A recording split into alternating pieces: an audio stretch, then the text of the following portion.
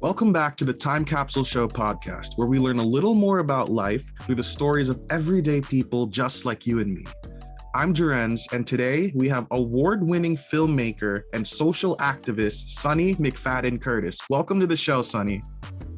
Thank you for having me. Yeah, we're so glad to have you, especially when I got that press release from your publicist about Broken Vows. I was so inspired. I was like, wow, this is a really amazing topic that I don't think is getting covered enough in America, considering how high divorce rates are. I agree with you, hence me doing this project. So now, ask you a question. Oh, sorry, you go. Are you a child of separated, divorced parents? My parents didn't separate, although I feel like they should have with everything that was going on. But I do have many friends who actually had divorced parents. Well, I'm glad to hear that your parents didn't separate, divorce, but unfortunately, according to you, it sounds like they should have. So anyway, moving forward. So can you tell our listeners a little more about your career as a filmmaker and what inspired you to go on this journey to create Broken Vows and also other films that you've made like bullying and cyberbullying? My filmmaking career, I originally was an actor. And for some, it's a natural progression to go from in front of the camera to behind the camera. And so what initially inspired my first documentary was actually unfortunate circumstances in terms of experiences that one of my children had experienced through bullying. And so it was never resolved. And I really wanted to have it resolved. So I walked into a camera store with no intentions of buying a camera. And I looked up on the wall and I had this epiphany that that's what I'm going to do. So when we left the school, I went to this camera store and looked up at the wall at these cameras and decided I'm going to do a documentary on bullying. And not only to help my son, but to help fill a void in terms of education, to help others who were experiencing bullying. So that was in 2003. And so that project, I started it with my son after he agreed to do it with me. And he became busy. And I promised him I would complete it, and staying 2 steps ahead of what I was actually doing in terms of knowing how to, execute the cameras and equipment and whatnot. And it took me 3 years to complete that project, Bullying: A Culture of Silence, which is now in 47 cities across North America, predominantly in libraries and in some universities. And so really that's where my filmmaking career began. And then for Broken Vows, I kept meeting an influx of women, time and time again, that were experiencing separation and divorce, but yet in the separation period, they were sequestered in the court system for years. And I thought, how is this happening? Who is allowing this to happen? Because when you're in the court system, in terms of a separation, you can't move on with your life. And the fear of the unknown can be paralyzing.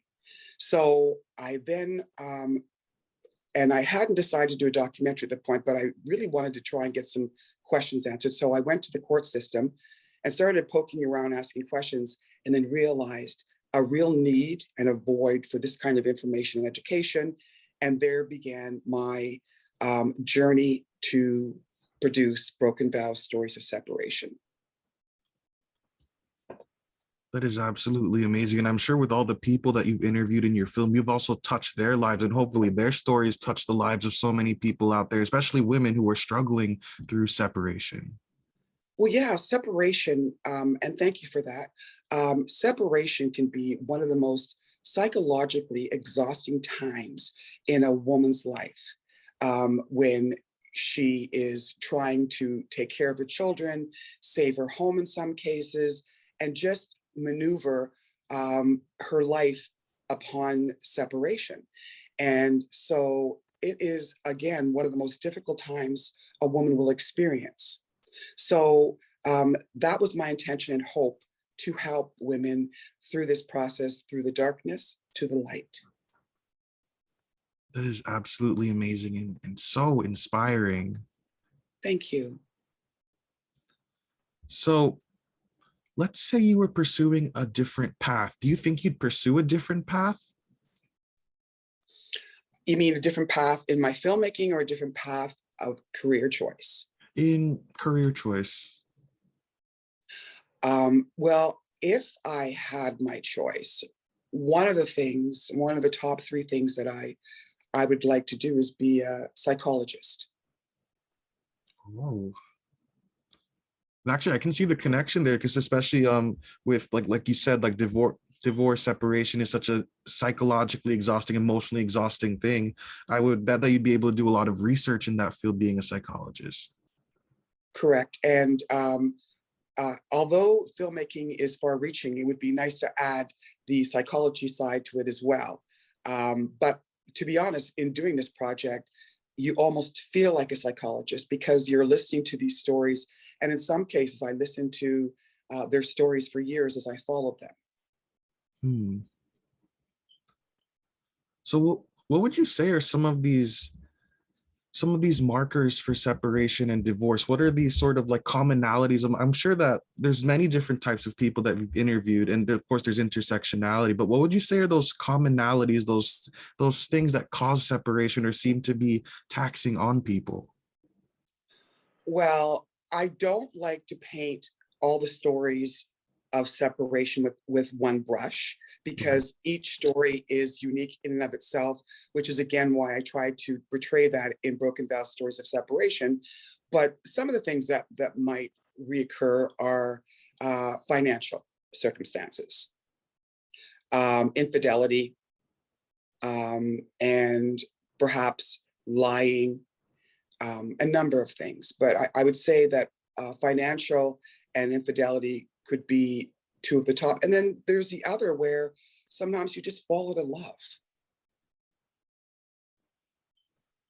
I can imagine that's probably the most emotionally painful, and just falling out of like, I can't imagine like getting I'm super young. I'm only 24. So I haven't had like those sort of experiences maybe people older than me might have had. But I can't imagine that aspect of falling so deeply in love with someone, getting married, and just things just drift. And it's It crazy. can be very painful, for sure. And to be honest, in my documentary and my companion resources that I had just completed, there's something in there for you in your age group to learn, Hmm. perhaps not what to take into a marriage or how to treat your marriage. That is so important. That's honestly something they should really teach in school too. Those are the things they just don't talk about. They should, shouldn't they? Yeah. it it really makes me wonder sometimes what it's almost kind of like a cycle. Like kids aren't sort of taught these values, especially if they're coming from maybe a separated home. Maybe there's things that might be missing, and then that if that's not taken care of or that's not addressed, it can cycle into another separation in their future. Certainly. I am a firm believer of therapy when a child's family is experiencing this. Another outlet for them to speak openly about how they feel or what they're experiencing. And I feel that in some cases, children who don't get therapy during that time frame could have triggers or take certain behaviors into their own relationships. Hmm. Yeah, that can carry on through their life, and they can just pass that on to their kids. And ooh, And at some point, somebody has to stop that cycle and yes. recognize. So do you think that we're on America, or really the world, is on the track on starting to get a hold on divorce and maybe how it's affecting kids and women and families worldwide, or is it something that might be continue to become even more widespread? Well, for sure, that's one of the reasons that I did this documentary, was to bring awareness to it and highlight it, for all of the things that um, are detrimental in people's lives, but most importantly, the children. The children are so horribly affected by it, especially if the couples are in and out of court for years. And one of the other damaging things is when they talk badly about the other spouse to the children, because Mm. the children um, don't need to know all of the details, perhaps some, because if you don't give them some details, it makes them frightened because they don't know what's going on. But certainly, it is important that people recognize how damaging this can be on their children, lifelong in some cases. Absolutely. Speaking back to that one case you were talking about, I did have one friend who had divorced parents, and if I remember it correctly, her mom had been bad mouthing about the dad for many. She hated her dad and didn't realize why she hated her dad so much. When she was finally old enough to really talk to her dad, she realized he's really not that kind of person, but it was sort of that emotional situation between the mom and the dad that caused them to demonize each other. Yes. And that, I mean, there are so many layers of circumstances that can be damaging, but that certainly is one large component of the damage it can cause on a child. And look at the years that your friend may have lost with her father. Yeah, that lost time really, it can be made up, but not made up in those childhood years. Those years are gone. Those years are gone. And, as her or his friend, sometimes it's nice to ask them questions because often, unless they're going to therapy, they don't talk about these things. And it is helpful to talk about these things. And sometimes it's just helpful to listen. It's very true. Like these kinds of things are things that people might feel are personal, but then they'll bottle it up, and that just doesn't help things to bottle it up. It doesn't because, again, learned behavior gets taken into other relationships. And at some point, when things are suppressed, they get to a point where they either blow or it has to come out, or they take learned behavior into their own relationships. Yeah, and those effects can be absolutely detrimental, not just to themselves, but to other people who maybe don't need those or didn't expect to have those kinds of effects in their lives. Absolutely.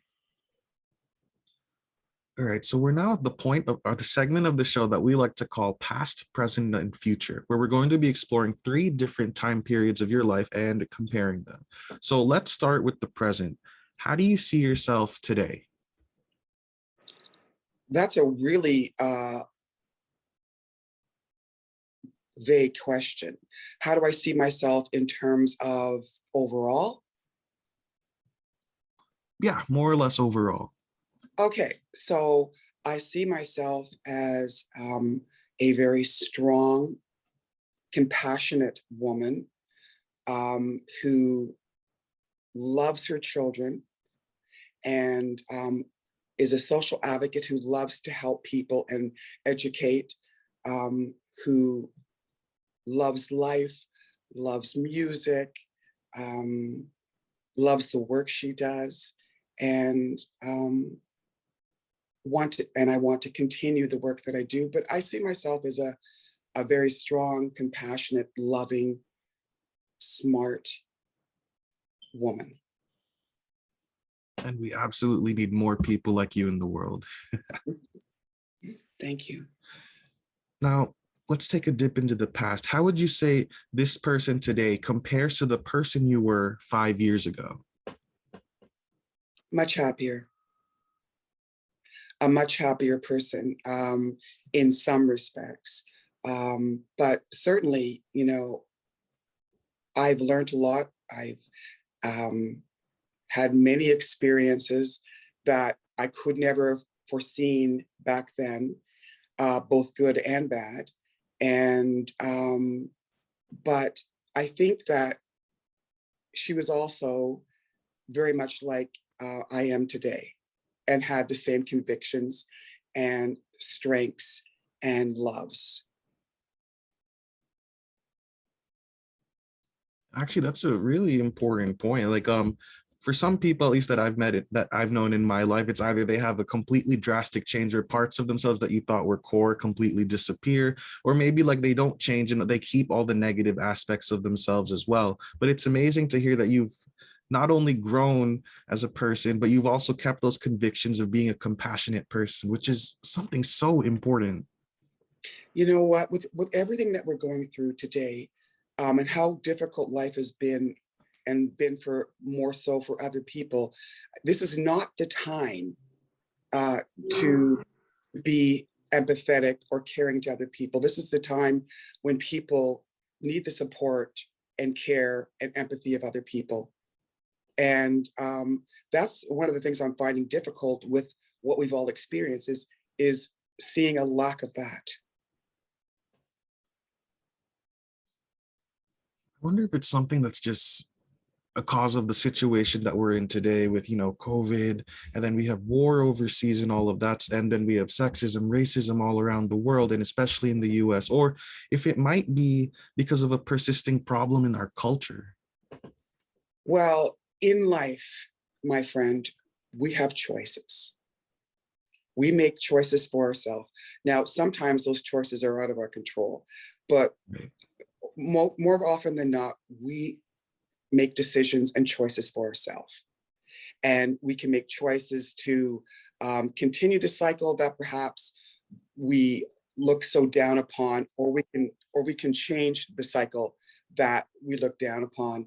And now, in respect to society today or the circumstances, yes, but I'm a person who really doesn't believe in excuses.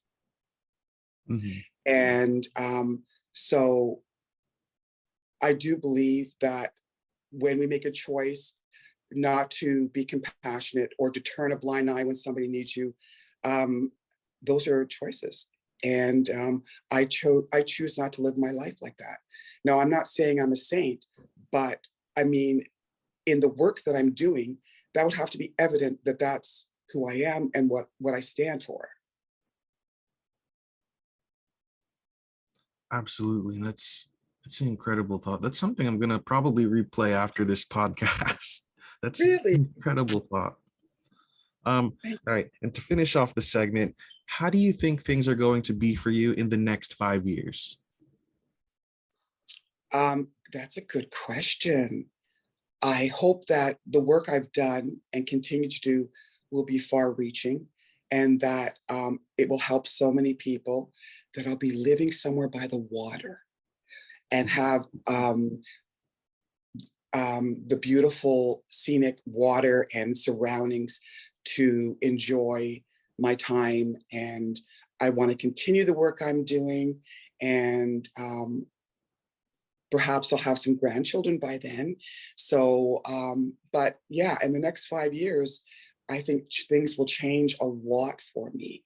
And I'm excited to see what that might be. But for sure, I would love to be living somewhere by the water.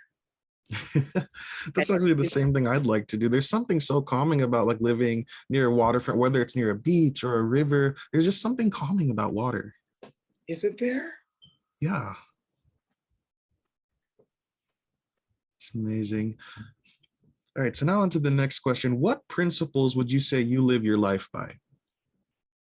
I kind of already have touched upon that, but Right. uh, I live my life principles in my life simply by working hard. When I start something, I finish it, no matter what obstacles stand in my way. I don't necessarily believe in excuses. Um, I am living in the moment, with the exception of my work, but in my personal life, I'm living in the moment and being happy in the moment, because you don't know what tomorrow is going to bring you. And honesty, um, being there for my friends and family, and just loving what I do. That's also great. And especially about that bit about accountability.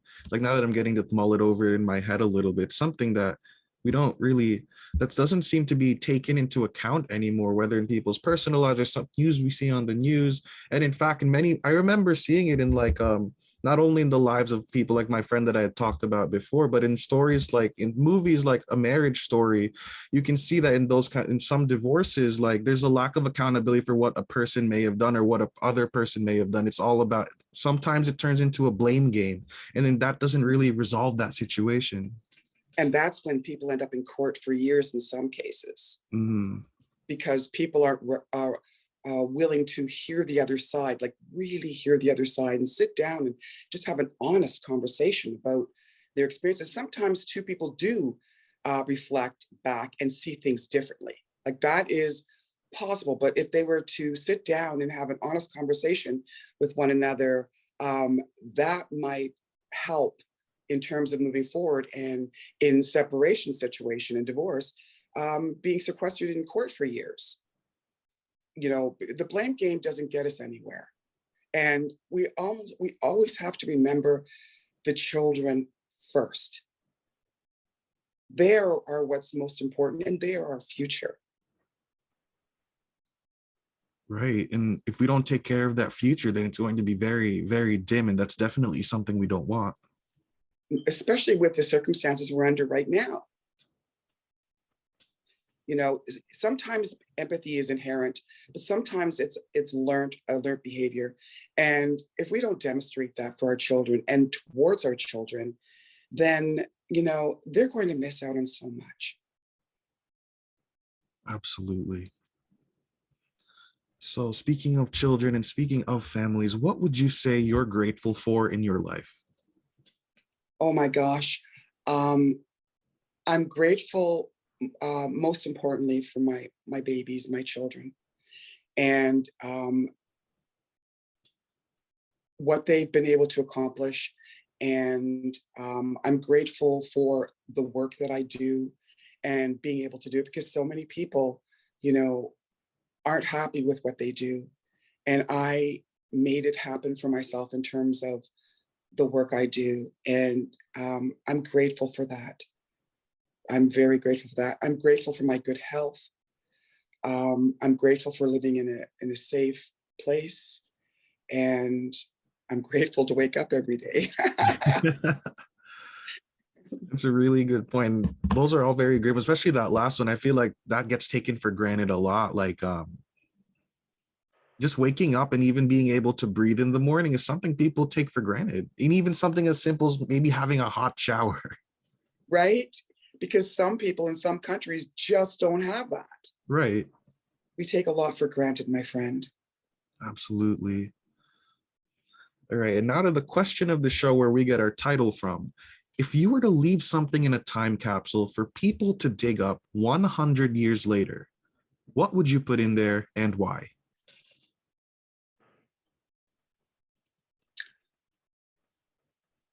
I would leave my films in a time capsule, um, along with written description of what they're to do with them, or at least hope that they would do with them. And I would leave a lot of the things that I said to you, pardon me, in terms of empathy. And I think pictures, like so many other people would, but I think I would leave my films and a written description of, you know, how they should be viewed and used, in hoping that it will continue helping people. Absolutely. That's so great because I would hope by the future that some of these problems get solved. But, you know, as we've seen in history, some things just persist through different centuries. Hopefully, if they see these movies, I hope it would like be a wake up call if that problem still exists. Well, I mean, if you look back how many years we've had separation and divorce, I mean, you know, it's a lot. And with the way world is nowadays, I would hope that they would find a better solution. But just in case they don't, I'll leave my films. That's a great thing to leave in. All right. Do you have any final words for our viewers? Any maybe final words of advice for people out there going through separation? Yes, I have two final things to say. If you're going through a separation, please don't badmouth the other parent to the children. Let the children love the parent unconditionally. Protect the children from that. And women who are going through separation, take care of yourself. Make your doctor's appointments, because if you take care of yourself, then you'll be the best you to take care of your children. And also, through doing this project, I, at the same time, was filming for a resource. And the resource is called Broken Vows, Stories of Separation, the resource, which consists of 8 hours of useful information broken down into 6 volumes. And in its entirety, it covers 350 plus questions of gnawing questions that somebody might have in terms of separation. For example, Volume 1 is wellness, taking care of yourself upon a separation and beyond. Volume 2 is legal. And I spoke to 4 different types of lawyers, a judge, and that's there to help answer pressing questions you might have. And then I spoke with a sex therapist, I spoke with, and then I have a volume on domestic abuse. And all of these can be found on my website, brokenvowsfilm.com. And if people want to follow me on Instagram and share their stories with me, I'm always open to speaking to people, which is Sunnie, SUNN like Norman, IE, Biz, BIZ 13. Awesome. And so people can also watch the movie on brokenvows.com, right? They can't. Right now, it's still doing the festival circuit, and then it's going to distribution, which is where I was lucky enough to win my awards. But it's going to be in the festival circuit for another few months, and then it's going to distribution. But if they want to stay updated, again, they can follow me on Instagram. Awesome. And I really hope this film goes so far. Like, I remember reading that for I think the bullying film, like, you were brought in for a roundtable discussion at the White House. I hope the same thing can happen for this issue of separation and divorce, because it really is just such a pressing issue. And I think this work that you're doing is absolutely incredible. Thank you. And if I may correct you, we weren't brought into the White House, my son and I, Brennan. We were brought to the Senate, which is just down the street, but a different building. I see.